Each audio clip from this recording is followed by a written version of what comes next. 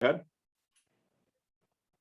Yeah, Justin, can you just talk about how your offense was able to pick up where you were before the whole COVID outbreak and perform the way it did today?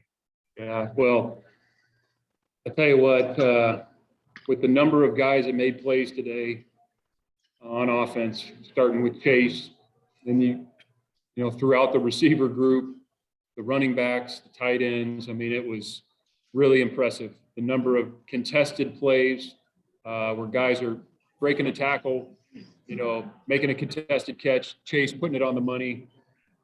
That's what it takes. And also want to, you know, Bill Musgrave and the offensive staff putting the guys in position to do that with multiple formations and wrinkles. That's been, I know how hard it is to defend in practice, and it showed up today. So really couldn't be more impressed with the entire group. Did you have some questions about how this would go after really not having your full offense together since October 30th? And are you surprised at all? No, I expected us to come out and play well. I know our players expected us to come out and play well. So, you know, things came together. And again, the number of contested plays the guys made, whether it's catches, runs, you know, blocks, one-on-one plays, really all over the field there on offense. That was the difference for our offense tonight. It was a lot of fun to watch them go out and compete, because you could just tell that, you know, they kind of had that won't be denied attitude throughout the entire game. Thank you. Okay, we'll move on to Steve Kroner from the Chronicle. Steve. Yeah, Justin, congratulations. You know, we talked earlier in the week about how emotional and satisfying the win here was 2 years ago. Is tonight as emotional, as satisfying? Oh, absolutely. I mean, if you could feel the energy on the field with the players and the, you know, the alumni and the students, the fans, and then in this locker room that we just walked into, I mean, there's no doubt about it.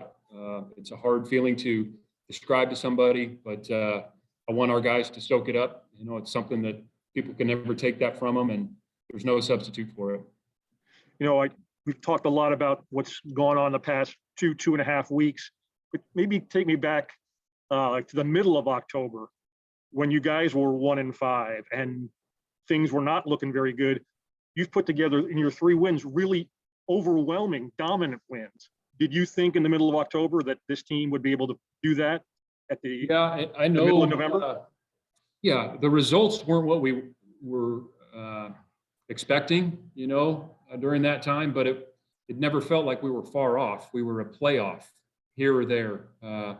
And, you know, the guys never lost confidence. I think, you know, they get frustrated. We all do a little bit, but guys didn't lose confidence in each other. They didn't lose confidence in, you know, what we were asking them to do or the process of which we were doing it. And so that's the reason we were able to continue to grow as a team, as opposed to, you know, guys folding up shop and cashing it in. Nobody did that. And so I just got great respect for the players on our team and how they approach each and every day and how they care about each other. And it shows up in how they play. Congrats. Okay, next we'll go to Trace Travers. Trace. Yeah, Coach, you ran, I want to say 4 trick plays today. I don't think I've seen you run that many in your time being at Cal. What changed for you guys to open up the playbook that much? Well, Trace, we've had them in. We had the opportunities to call them today. You know, the situation has to be right, but I just want to go back and give the credit to Bill and our offensive staff and the players, because, you know, there's multiples in there. You know, we run more than one group, personnel group, or one style of run or one pass play. And it's, we give them a lot, but they do such a great job of taking that to the practice field and to the game. And the full credit goes to Bill, the offensive staff, and then ultimately the players who make it happen. Yeah, and on another note, Lou had a fantastic game tonight. Made a number of different plays. Just what can you tell us about his progression from coming in as a true freshman to starting to making, you know, big plays in the big game? Well, Lou, really, since he's joined us in summer, is a very steady guy. I mean, each and every day, you know what you're getting with Lou, and he plays a position where you're you could be on an island at time and everybody sees you. But one, he's got ability. He's got really quick feet. He's got good anticipation. He's very smart for being a young guy that doesn't have a ton of experience. But maybe the most impressive thing is the calm that he plays with. At that position for a young guy like that to play with such calm and confidence is very, very impressive. And that's a hard thing to measure in recruiting. I don't know that you really can. So we're sure glad Lou's on our team, and I think he's got a very, very bright future. Thank you. Okay, we'll go back to Steve Kroner. Steve? Yeah, Justin, a lot of times it's tough for those of us in the media, and I'm sure you guys as well, to kind of put things in historical perspective while you're in the midst of doing it. But Chase now has had 2 great big games here at Stanford. Actually, a pretty good one last year too, even though they lost. Can you kind of put in perspective, in historical perspective for Cal, which has had obviously a number of great quarterbacks, where Chase Garber's performances put him in the pantheon of Cal quarterbacks? Well, that's a great question. And I bet there's probably people that might give you who've seen more big games than I have. All I know is I'm really glad Chase is on our team while I've been here to quarterback the big game. Had another excellent one today. Chase is playing his best football since he's been here, and it's not even close. I mean, the last month or so, just his execution, the control, making plays with his feet, with his arm. It's just been a lot of fun to watch him, and he's had 2 big wins in the big game, and I'm sure that people at Cal will remember that a long time if he happens to come back when he's older and is sitting around campus for lunch. I bet he doesn't have to pay. I would think. Okay, we'll go back to Jeff Ferrato. Jeff? Justin, not to get ahead of tonight's game, but you've got UCLA and USC coming up. You need to win both those games and sweep the California schools to become bowl eligible.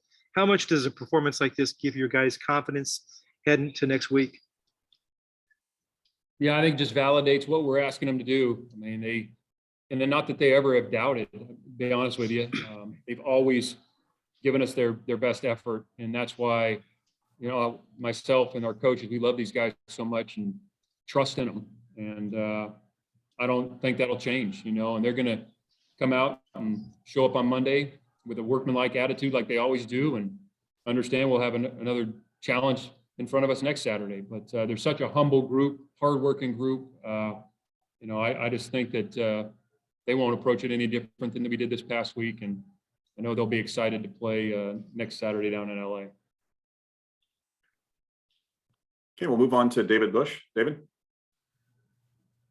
Yeah, Justin, we haven't seen that much of Dancy this year, and every time we do, seems like he makes a big play or so. Can you talk about what he's done both in the games and behind the scenes in practice, and what he's meant to you guys? Yeah, I could talk forever about Marcel Dancy. I mean, since he's joined us, he's just one of the most humble, hardworking guys. He epitomizes what Cal football is about. I mean, here's a guy that, in a lot of ways, when you have good depth at positions, guys don't get maybe the reps they deserve. I mean, that's happened before where, you got some good players and some guys probably deserve more reps, but, because of the competition at the position, don't get them. And I think Marcel falls into that category.